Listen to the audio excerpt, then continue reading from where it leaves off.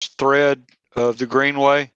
We're also talking with, we've had conversations with Mr. Jacoby about including that as a part of his projects, and we're looking at it for parts of the airport as well. So the trails are moving ahead, and we're getting those wrapped up. This also includes the ferry service. I'm sorry. So we'll need to have discussion on that here shortly as well. So. Yeah, and one of the great things that we're moving forward with is the winding road connection, the engineering work. We're reviewing the requests for proposals right now, Public Works, Fire, and Community Development. So we'll be moving some good things forward there to get those pieces in place. Robbie, this one's you again.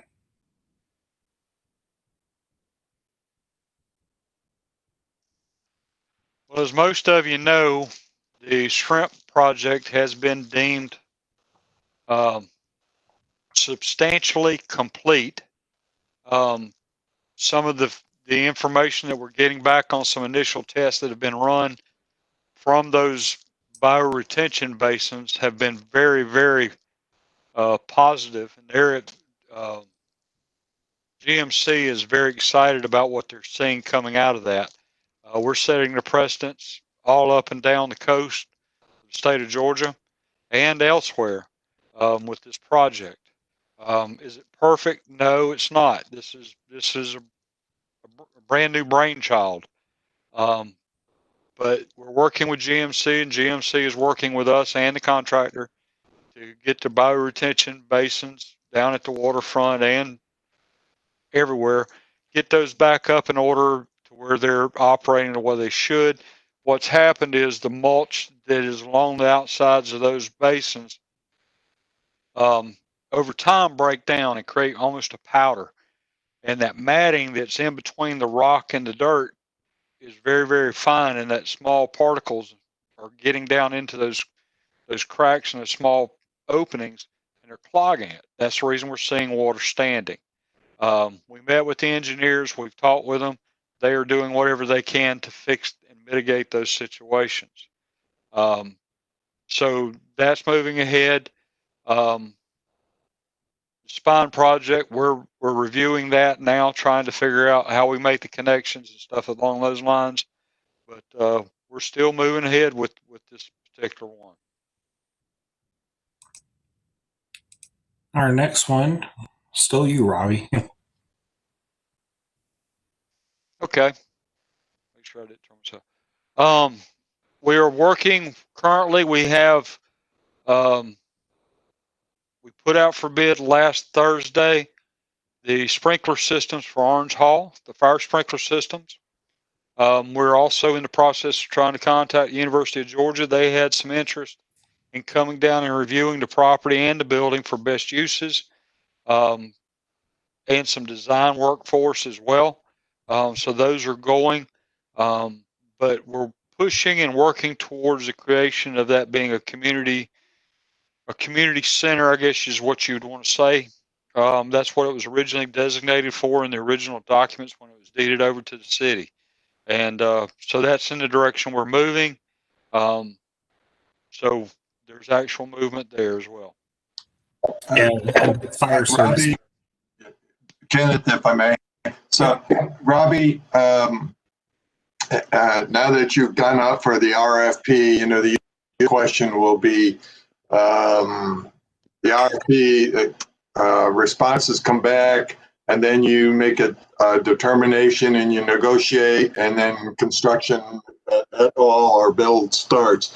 So could you give us, in your estimate, your experience, what an end date might be for having the fire suppression system in the building? Right off the top of my head, I would be kind of leery of doing that. Okay.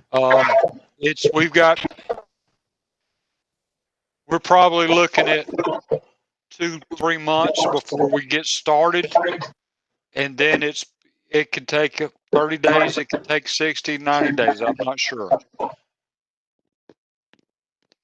because it's a historic building and what they're going to have to do there, it's going to have to be kind of delicate work as well. All right, so I think we talk about anticipation, we're in the springtime of 2021. I think that would be fair. Okay, that's good enough. Thank you. Yes, sir. Yes, sir. So that's kind of our natural and cultural resources. Next thing we want to move on to is city facility services and funding. So this first one is conduct a staffing needs assessment for all city departments, which Robbie's been working on. Well, actually, it's been kind of accumulation of all the department heads.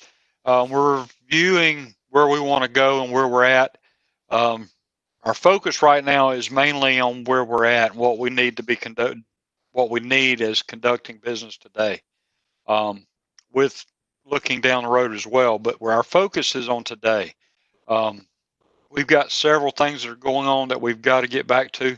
As most of you know, in the budget, we had to cut our temporary lawn crew due to the budget restraints. We know we've got to bring that back on. We know we've got to get fully staffed again in a lot of different areas.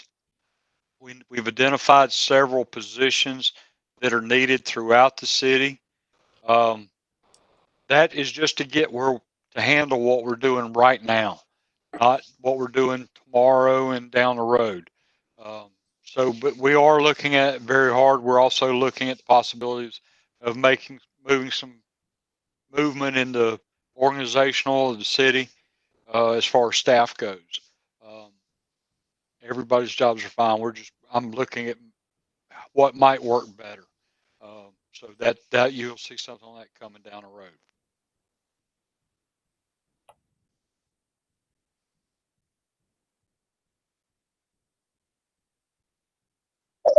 Kenneth, if I could again, sorry, Rob. Would you be addressing the CARES funding? And I think it was one or two slides back. When we talk about funding, et cetera, will you be addressing CARES funding and how that might impact any of this and what happened? Well, we had a lot of plans for the future with our CARES funding and some of the things that was going to open up. Most of you know, we received word a week ago that the next two rounds that we were slated to get in CARES funding has been pulled. The state of Georgia is using it for the unemployment tax to cover that. So right now we're not going to see any more CARES funding. So that is going to play an effect on everything we do from here on. But we did use back on like building infrastructure. We are using some of those funds. If you could just give us a quick. Yes, sir. We're doing some I don't know if you'd call it remodeling. We're changing out all plumbing fixtures to be touchless. All that kind of stuff. We've got that going in. We're actually looking at adding another window at the front counter. We're looking at cameras within our buildings that provide a heat signature. That way we're able to identify at the end of the day, we could pull up and see the hot spots where extra cleaning needs to occur. There's no need in cleaning areas where there hasn't been anybody there. So this heat signature will allow us to be able to concentrate a lot more of our effort. We've got a lot, that kind of stuff is going on. We're also looking at a handicap door for the council chambers as a part of it as well. Preliminary numbers, had them at the council meeting. We pulled it. We're going out for RFP. That also went out on Thursday of last week. And we should be seeing that in the next couple of weeks as well. So some of that CARES money is what's going to be paying for those items that we just talked about. It's also paying for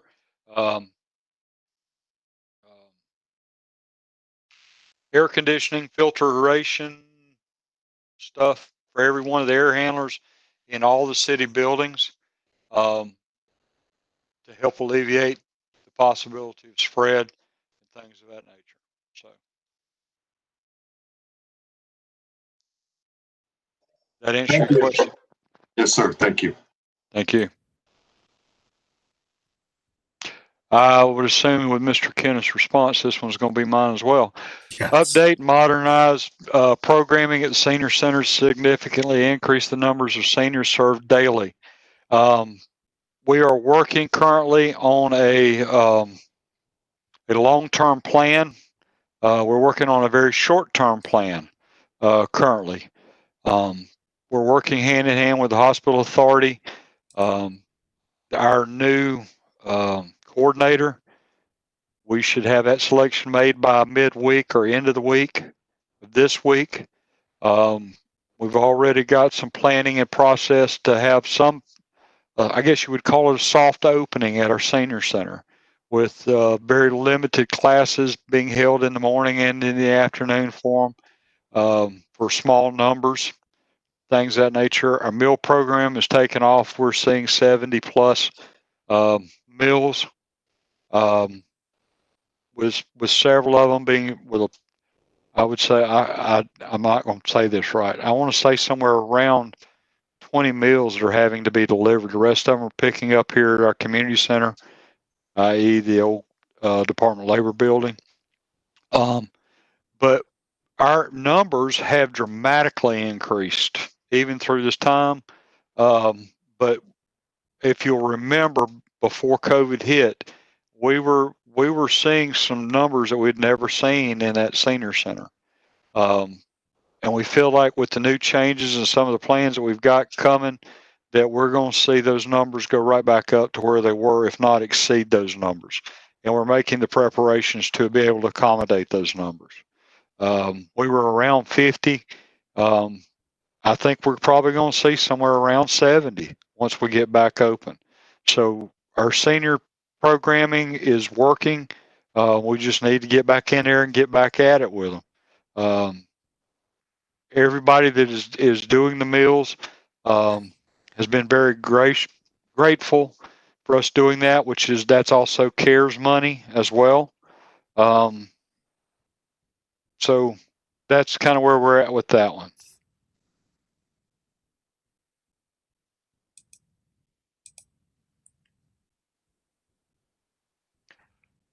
Consider the use of LED lighting to improve visibility downtown neighborhoods and promote long-term cost savings and energy. Most of you know, most of the lights that are in downtown are actually throughout town. The pole lighting has been transferred to LED.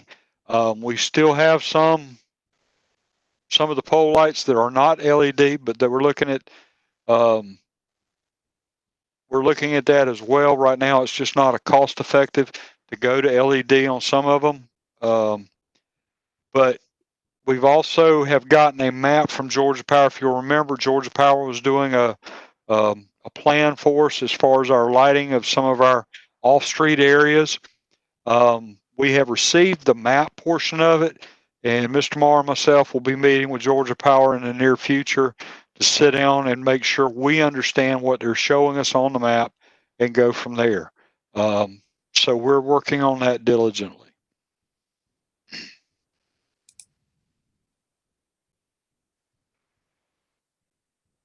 Improve communications with citizens through regular and meaningful updates to the website and Facebook, increased use of online services, expanded GIS, develop alternative methods of reaching citizens without technology access. I don't know how meaningful they've been, but we've been all over Facebook. We try to get word on the street out on a real regular basis. The mayor puts out the information on COVID. I try to get out updates on our city projects. Hopefully the next one, I'm going to get out of City Hall or away from the waterfront and kind of get out and look at some of these other projects we're doing for the public to see them. We've talked about the Hawk Signal, but I'm going to try and get out more and more to the different areas. Our website, we are completely going in, cleaning that up. If you click on links and they're not working and operating, hang with us. We're working on it. We're trying to get there. We're having, like every other week, we're having a meeting on our website. We've got participation from every department, and folks are updating their own departments. And Ms. Nicole is working hard on the overall city website. The use of GIS that was incorporated about a year ago. Kenneth has also got the ball on that, and he's running with that well. The one that we're struggling with, developing alternative methods for reaching citizens without technology access. That is probably one of the things that we're kind of struggling with a little bit, and we're looking at going back to the radio, trying to maybe get some PSAs out and things of that nature, working with the newspaper, trying to get a proactive stance with both of those mediums to get our messages out. But outside of that, we're really struggling with that particular section. We still have a very strong group of citizens that are technology challenged, and so that's where we're struggling and why we're struggling with it. And to talk some more about technology, this is the technology section of the master plan. So this first one, I think Robbie was going to speak about. I got to. We are still working on the city's hardware, the computers and stuff of that nature. We've come through with.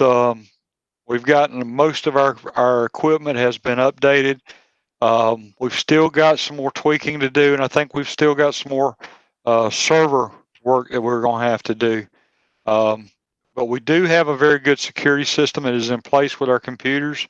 We're feeling very comfortable at the time. Between Miss Nicole and Neos, it's an everyday adventure.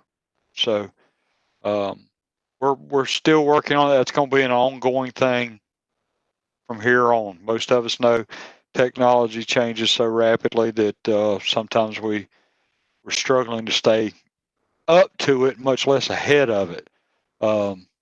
So that's kind of where we're at right now. The next one is expand the city's GIS capabilities and services. So GIS mainly falls under community development. So with the addition of Katrina last year on our staff, we've made some really good progress on updating the information that we have and keeping it up to date, as well as the fire department has gone out and mapped every single hydrant that there is in the city, got an accurate count on which ones are in service. That's something that Chief Flackner has really, pushed hard with his team. So we're excited about, keeping those things up to date as well. I believe the last section that we have here is on education. And I'll let Robbie talk about this last one because it's our last topic.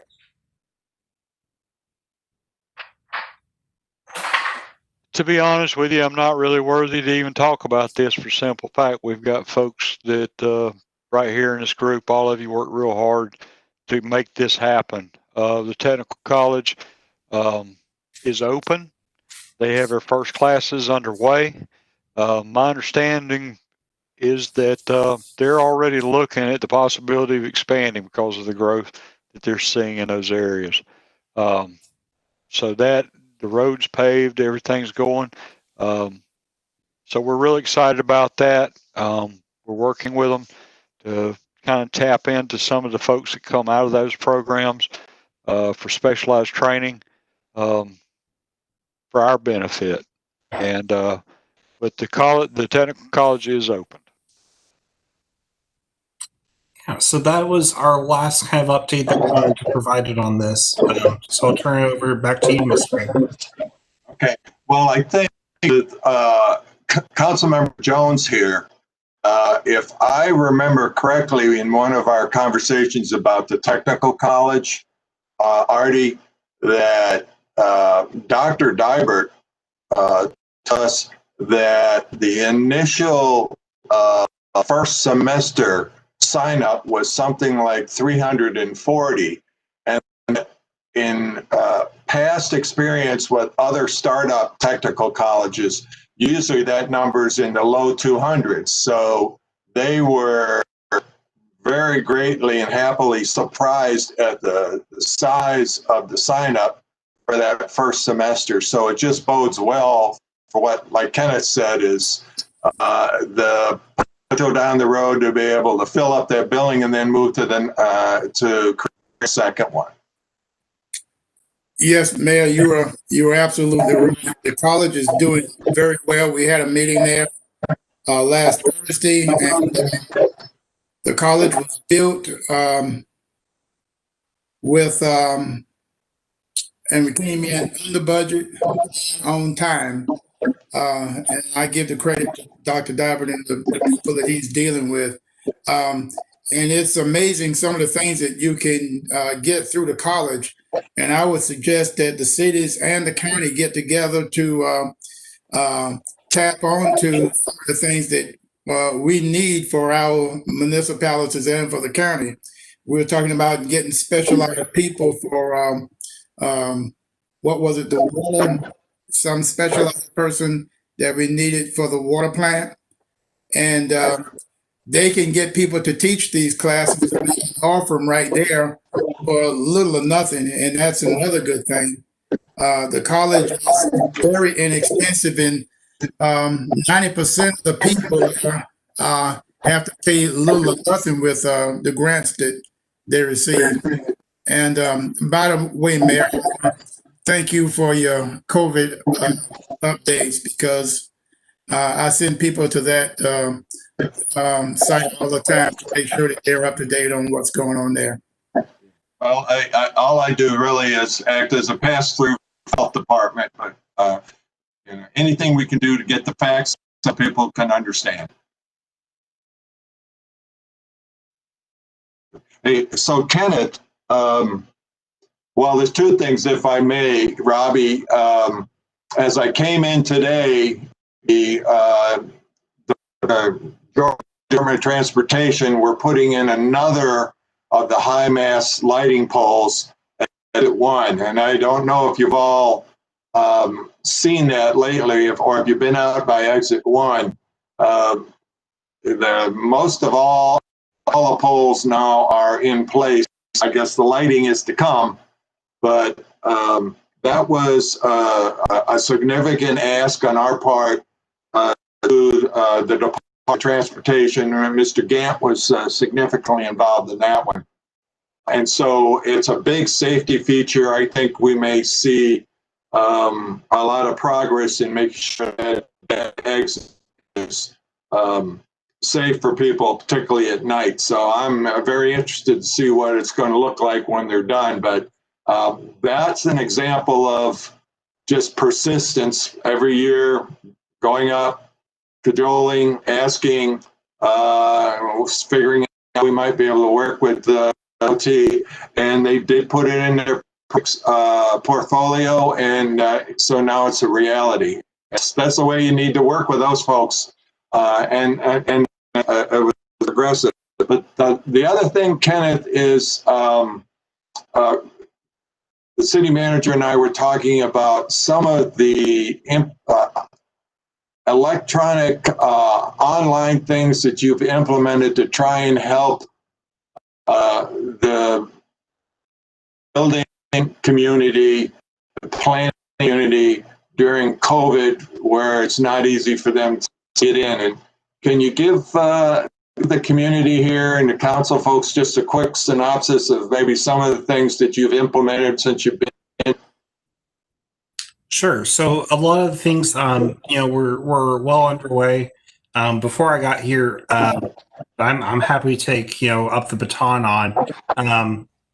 We've started when COVID hit, taking things electronically and processing them, not requiring so many sets of plans to be printed off, moving that to kind of in-house where we're able to do it on a limited basis as to what we actually will use in the field, and having other things electronically.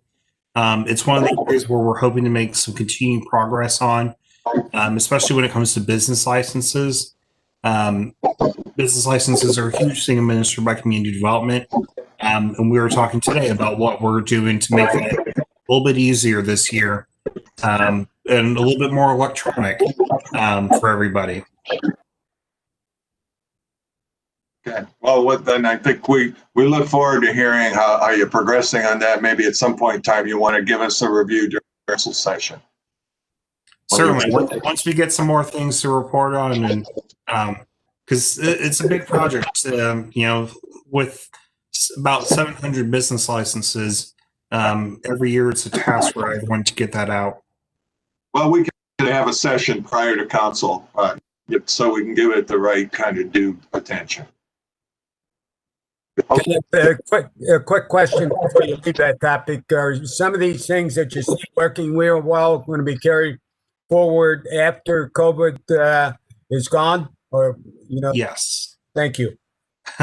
Yeah, the short answer is yes, because so the staff that we have, in community development on the building side as well, most of us have been here less than a year, kind of in these offices. And so being tied to everything on paper isn't so much our style. So it's worked out really well for us. I'd like to address a question. And I know we've had studies done on it for the lighting, for a lighted winding road. We've talked about it. The state said that they did a study and they found out that there's none needed there. But I see some serious problems coming up, and the squeaky wheel gets the grease. So sometimes you just got to keep worrying them until they do something about it. But in the near future, Robbie, Kenneth, and everybody else that's involved, we need to keep pushing the state to see if we can't get another study or some more studies on that light there, because right now it's a disaster getting ready to happen. And people are going out of their way to get away from that road, but when everything opens up fully, it's going to really be a problem. So let's just keep that on the back burner. But any chance to get to nudge the state, please do about that. Yes, sir. We got it. If it's one of the number one things on my board that we review regularly. We agree with you there. The city paid for the last study that was done on that location, but we're not seeing true numbers because the construction is not completed in that area. And as soon as that's done, we're anticipating, we'll let y'all know before we do it, but that being completely open, and then we'll do another study. That way we'll see the true numbers on the traffic for that intersection. Hey, Robbie, you're really taking your life in your own hands sometimes when you're coming through there during rush hour, because you're darting out in the middle of traffic, and it's a mess, and it's not going to get any better. It's going to get worse. Yes, sir. Robbie, this is Alan. Yes, sir. I agree wholeheartedly with what Artie mentioned, and I think that the thing is that timing it out when you get to the study done while school in session is going to be the critical component on success with us getting the light there. When school's not in session, like Thanksgiving break, holidays, or whatever, or during summer break, that would probably not be a good time to do assessment. You probably already know that, but I'll share that with you. Thank you, sir. You're welcome. Thank you. Okay. As usual, and Robbie, thank you very much. Great. I think this process that we're using for quarterly updates on master plan it's performing the way we do, and it does help bring the light information that maybe we've either forgotten or heard before. And I think definitely that, this is something we have to continue. And I like the form that you got, Kenneth and Robbie. Thank you. It makes it succinct. We definitely get to the core of each issue right away. So if there are no more questions, I want to say thank you to everyone, and particularly thank you for the citizens who are on the call. And Kenneth, does this, I think you've told me this before, this goes on the website? Yes, sir. So it was recorded and it's being broadcast on YouTube. And we'll make sure it gets up there. Good. Okay, everyone, thank you very much. Have a great evening. I appreciate it. And stay safe. Good night. Good night. Good night, everyone. Good night.